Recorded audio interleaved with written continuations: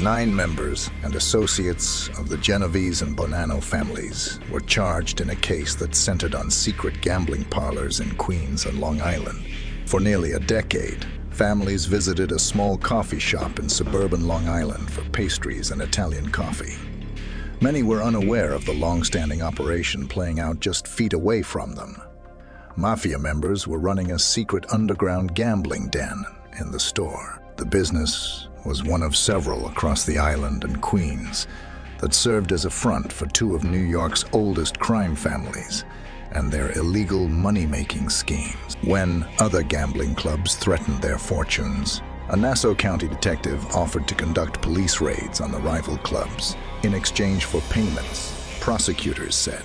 9 reputed members and associates of the Genovese and Bonanno clans, including the detective, were charged in a racketeering case brought by the United States Attorney's Office in Brooklyn that centered on the illegal parlors and the money laundering and extortion scheme. 7 of the men who appeared in federal district court in Brooklyn pleaded not guilty to the charges. They were expected to be released on differing bail packages.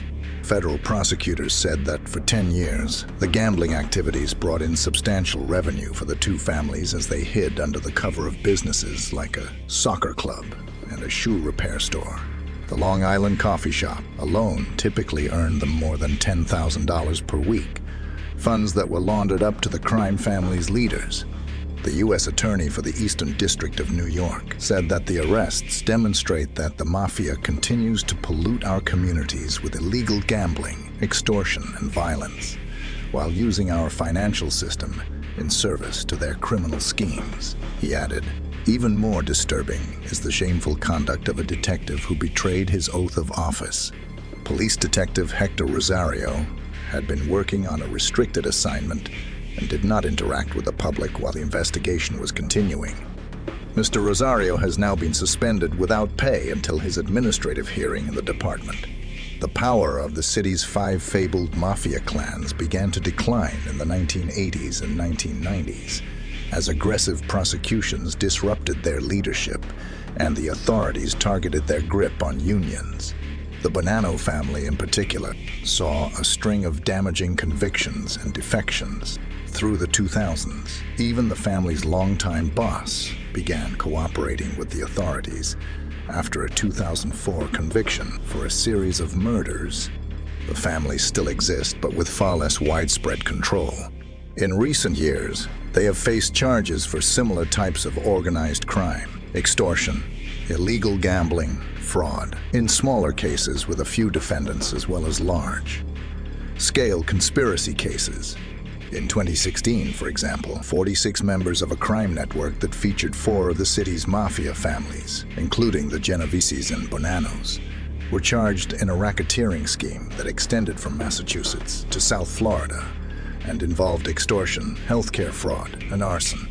In the Brooklyn case, the Genovese and Bonanno crime families began to run the Long Island coffee shop, the Grand Cafe in the Lynbrook area, around May 2012. According to the indictments, members of the 2 clans agreed on a profit split for the gambling facility, and each helped maintain the operation.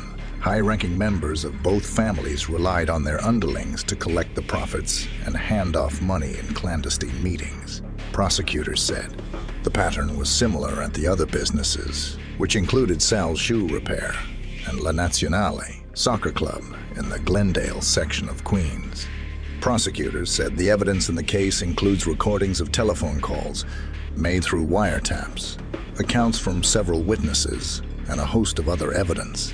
In a memo to the judge, prosecutors argued that the seriousness of the danger posed by the defendant's release should not be underestimated, and that the men represented a significant flight risk. One of the defendants, Carmelo Polito from Queens, was also accused of operating an illegal online gambling website. Prosecutors said that Mr. Polito, who is suspected of being a captain in the Genovese family, threatened and extorted money from a man who lost several $1,000s in bets, saying he would break the man's face in an October 2019 call. Mr. Polito later directed a message to be sent to the patron, warning that he would put him under a bridge using an expletive. Prosecutors depicted Mr. Polito as a threatening captain in the family who had been convicted of murder 19 years ago and was unable to stray from his violent life afterward. The case was prompted by a multi-year joint investigation by several agencies, including federal prosecutors in Brooklyn and the FBI.